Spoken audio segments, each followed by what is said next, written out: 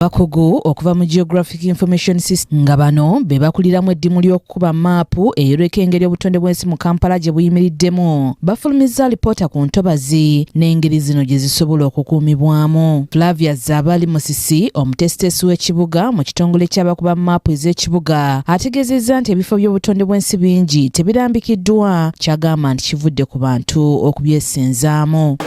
Nga ekisinze okuleeta kino nti mu byetegerezeddwa ebizimbe ebisinga bisulwamu nti abantu bangi bagenze nga basula bafunye residential areas basula mu ntobazi ate ng'era kubasula mu ntobazi era tukizudde nti era kumpi nkaaga ku buli 10 oba 7 ku buli 10 abasula mu ntobazi ate bali mu slum settlements oba ebifo bino eby'omugotte. Ssenkulu wa KCCA Sharifa Buzeeki asinzidde wano n'asaba ekitongole eky'ettaka okusazaamu ebyapa byonna ebiri mu bifo by'entobazi. Tuluzinze 50% ku ntobazi ezo naye tulina ministries ezigaba ki ebyapa ebyo nga president bwe yakuba omulanga mu 2023 naffe twongera okusaba nti ebyapa ebyo ebiri mu bifo ebyo ebikosa obutonde bwaffe era mu strategy yaffe mwekiri ministry ebisazeemu tusobole okuba nga tuddamu okubeera n'ekibuga ekisobola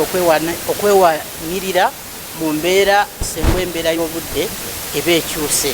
N'ennema tugisabye okusobola okutuyambako okuggyawo structures ezo eziri mu bifo mwezitalina kubeera. Ono era atenderezza maapu eno n'agamba nti ebayambye kinene nnyo okumanya we balina okutereeza. Timu eyo etuyamba okumanya ebizimbe ebiri mu Kampala biri luddawa bituddewa, tusobola n'okumanya nti ekifo kino okusinziira ku mugotteko ogukirimu n'obutonde bw'ensi bwe bwali emyaka 5 emabega, senga tuba tetutaddewo maanyi tuyinza okufuna obuzibu obw'okuba nti amazzi oba ge muyita amataba gayingirira abantu be. Abakugu era balabudde eky'okutaataaganya obutonde kye bagamba nti kyakuviirako ebintu ng'amataba okutigomya abantu.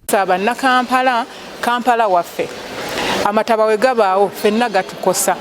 Ebintu byonna n'ebigwa mu kkoowe eryonoona obutonde bw'ensi, empewo gye tussa, amazzi ge tunywa we byonooneka ffenna tukosebwa kyenkanyi, tuveeyo tulwanire obutonde bw'ensi mu ngeri yonna esoboka. Kabagahe Mary Rose yakusakidde eggulire lino ku KTV Amalindirire. Webale nnyo Kabagahe Mary Rose.